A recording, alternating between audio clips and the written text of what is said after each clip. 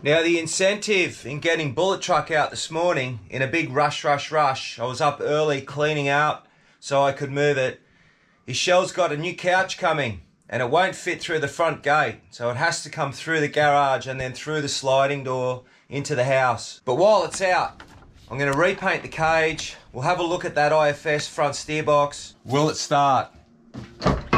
Well, that's right, the door hits.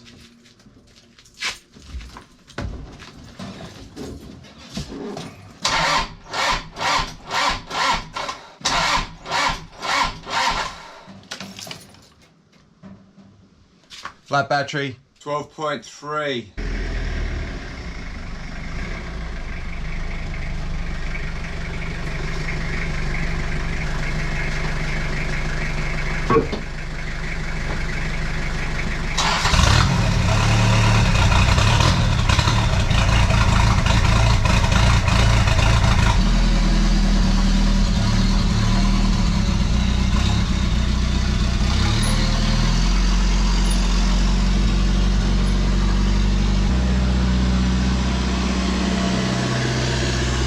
The other little to-do project I found at the back of the Bullet. August last year I got rid of my dual cab 79, as you know. About a month later, out of nowhere, Nicholas comes up and he says, "Dad, I don't want this push toy anymore." He's had this push toy for most of his life. I mean, he's played with this thing every day. Look, it's worn out here from his hands. He'd push it around the house like this everywhere. He said, "Dad, I don't want this one no more. I'll wait for you to get your new one, but I need you to paint this one white like the new one." So I had put it aside. We're not that far off getting the white one, so I'll give it a spray up today while the truck's not in here. But then I hope when the white one goes and the Sandy Torp one comes that he doesn't want it resprayed in Sandy Torp. He's a bit older now, so he probably won't. But anyway, another little project that I can tick off the list.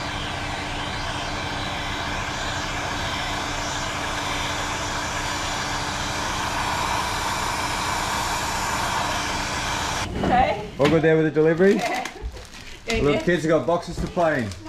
You're more excited than I am, got my chair. Alright, so it worked well. But now Bullet Truck's stuck down the road with a flat battery. So this is the new cedar ceiling that I was working on. I just heard my neighbour in a big 75. He's going to give me a jump start.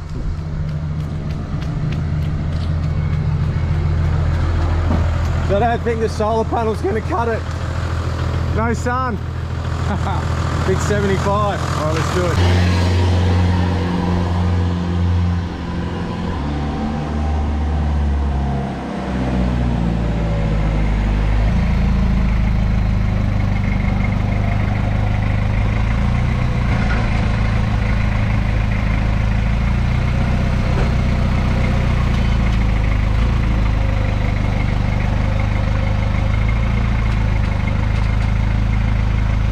The alternator's charging, so hopefully it's just a flat battery. What's this? Mum's car's in the garage. Getting a service. It's done a hell of a lot of work, her car. It's towed a lot of things over the last couple of months.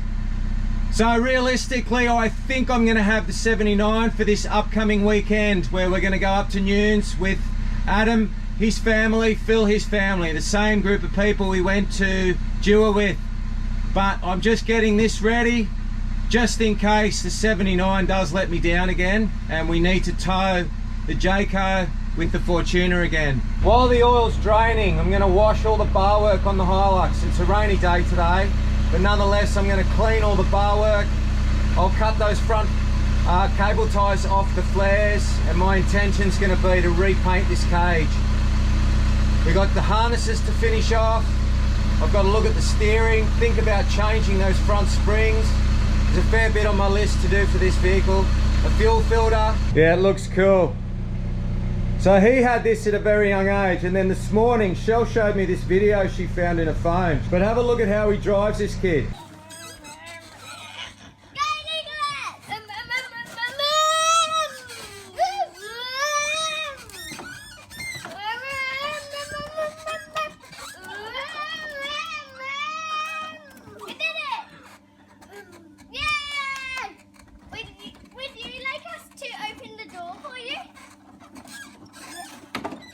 He's going to be perfect for bullet truck. With the Fortuner, I find it heaps easier to remove the bash plates. I only use genuine filters and oil, and I use the 0W30, being the DPF model, this one. Important bit here is to make sure, get your finger in that oil and rub it along that rubber gasket before you fit the filter to the housing. And it's happened to me once in my life, but not very often it would happen, but always check that the rubber hasn't stuck to the housing, and then when you put the new one on, you've got double rubber. It's happened to me before once in a 60 series. So yeah, just put a smear of oil on that rubber gasket and then screw that on hand tight, and then just a touch more. Every second oil change, I'll put a new sump plug. Now, an oil and filter service, it's not hard. You get yourself a oil filter removal tool, and the filter on these, it's in a semi-okay spot. It's driver's side next to the exhaust. So once you've drained the oil, put the sump plug back in and then remove that with the container underneath. These take 7.5 litres on the dot. So you generally buy 15 litres and you get 2 changes. They only come in 5 litre containers at the moment. One full one. So this is the one where we do the half. So we get it down to 2.5 litres. This car's done. It's so clean, so hard to see, but 7.5 litres it is. Looks like the real thing, except it's a single cab and not a dual cab, and it's got a tub and not a tray. But hey, it's white. He loves it. Another thing that people probably don't clean or even think about is the MAF sensor. So this is what I use, CRC, mass airflow sensor cleaner, and we basically just spray and then just leave it for 15 minutes.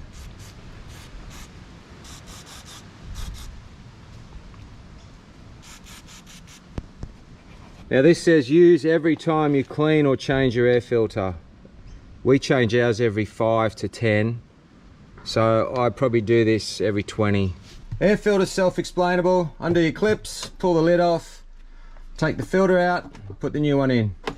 Fuel filters. So I'll show you how to do the one on the Fortuner, but in the meantime, bullet truck's not running real good. Having fuel come out of a cell, you do change the filters quite a lot. So with the Z252X, we'll undo the filter. We're not going to change the primer this time, because since I've now got the electric pump, I don't have to prime the fuel through to the filter. I can just suck it up with the pump. Now I'll show you the beauty of this pump. I'll take the hose off that goes to the injector pump, and we'll turn on the electric pump that I've got fitted, and just wait for it to come out of that fitting, and then I know that the filter's full.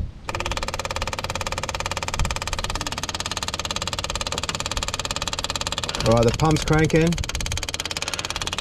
We've got to fill up that filter. There we go, it's full. So now that is going to the injector pump. That saves me all that priming and bleeding, and it's awesome. Originally I put that in to stop us from running out of fuel when we were on big angles for a long time, because of the cells. What we're trying to do is pick up fuel from something that's in the tray. So that's where I've come across the issues. Taken the water separator off that old filter, opened up a brand spanker, and I'll fit this to that so that if we're on the track or at a comp, it's as easy as what you just saw.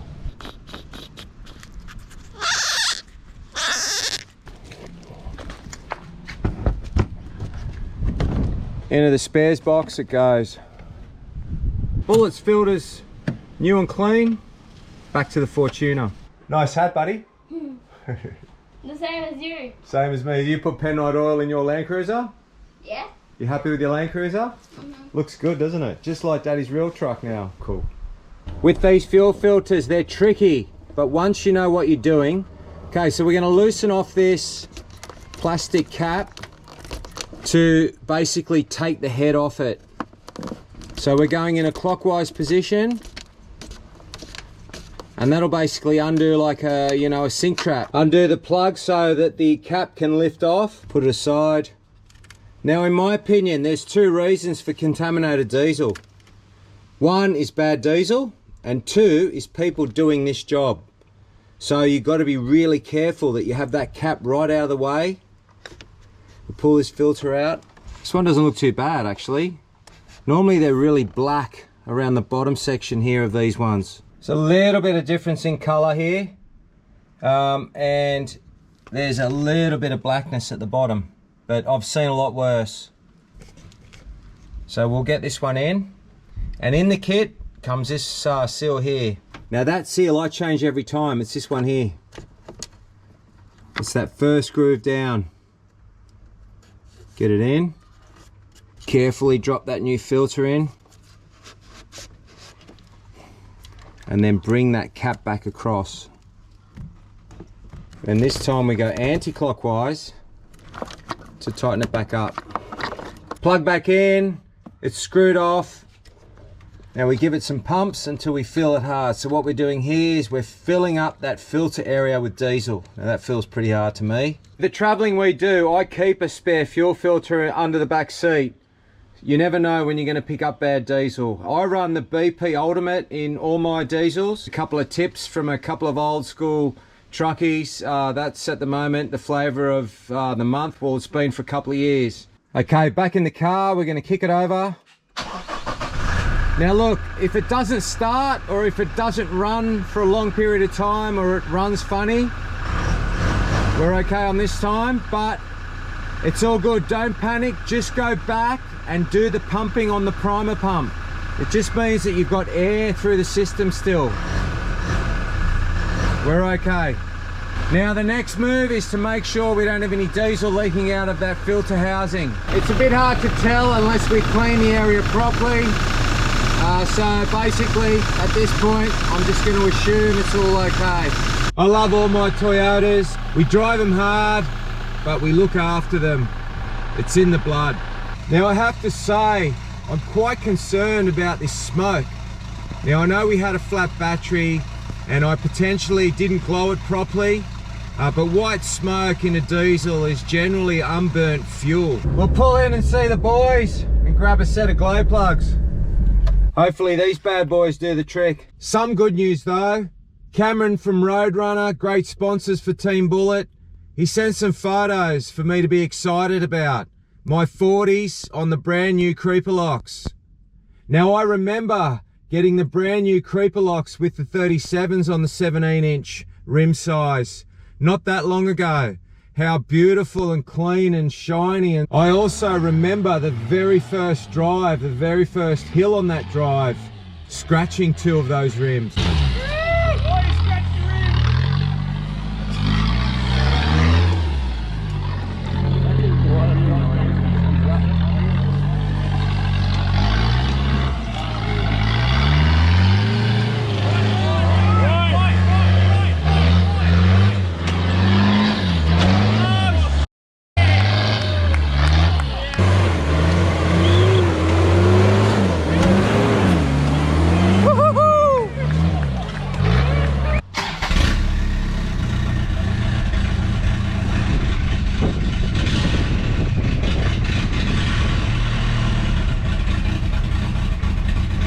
So the filter change made no difference at all. Still starts fine, but blows the white smoke, runs rough at the start. I didn't expect the fuel filter change to fix it. The white smoke on startup is diesel, unburnt diesel. So two things. When a diesel's hard to start and blows white smoke, it can mean a couple of things. Your glow plugs, so it's hard to start because you haven't got glow plugs to help it. And then you've got the unburnt diesel coming out through the muffler. Another reason that we've had in the past is sitting overnight, it might suck air back through the lines from the tank. So you'll get it hard to start and then running rough.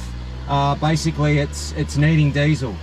But in our situation, it's not hard to start. But what we think is that I've got an injector that's leaking diesel. So over a long period, it's pumping the diesel back in, and then when we start it, I've got all that unburnt diesel coming back out through. That's what I'm hopeful for. So we want it to be an injector. We know the pump's good. We need to clarify that the compression is good, which I'm kind of leaning towards is, because it's got power all the time and it's got and it doesn't blow smoke when it's hot. So for now, we've got the glow plugs. Next move is Brian will come over and we'll do a compression check. Now I've got Ken on standby there at Diesel Equipment Services in Miranda. He built this pump and he did a wicked job with it. This puts out a lot of power. He's on standby. He doesn't have a set of 5L injectors as an exchange, but he'll turn these over in a day for us. Okay, a bit of cosmetic maintenance. The cage has been cleaned and painted again. The front flares have been painted. I did them blue this time. We've zip tied them back on. In all honesty though, getting the 40s under this front end with the leaf springs is going to be tricky. But Adam and I are thinking we may need to do a diff push to give that tyre clearance. I guess I'll put this test in the next video. There'll be some suspense, right? Is Bullet Truck really dead? Now I did wash all around that steering box, all along the chassis and the top of the front leaf. I did take it around the block and it is showing slight weepage there out of that front seal. What we're thinking, Adam and I, is we may need to do a diff push. We may need to push that diff forward the 35mm in the housing holes. I'm not going to say that I'd like to risk this for 2 events, but for the third one, we're going to have the 40s on, and we're going to be putting a shorter pitman arm on. So the box has got to come out for that seal to be fixed, but also the pitman arm's got to come off. So I'd hate to have to do it twice in a month. So we'll let Brian decide whether he thinks that there's 2 events in that. Well, one would think maybe it is easier just to cut 35mm out of that and then plate that up. So I hope you enjoyed this episode. Please stay tuned for the next one. We did a day trip into Wallaroo, some good rock crawling there with James. We hit the beaches in the weeks that we were up there. We were going up and down the beaches in it. We even did some recoveries. Bad news I just got is that the 79 will not be ready for this coming run. So the Fortuna's going to have to tow the caravan one more time. We've got compression checks to work out. So plenty happening. Keep an eye out for it. Subscribe, like, comment, share. And apparently some even say smash the bell. We've also got the final episode of our Dewar River run, where we spend quite a bit of Australia Day making the road accessible so that we can actually get the caravans back out of there, which I actually think could be this Friday's one. And as always, thanks for watching.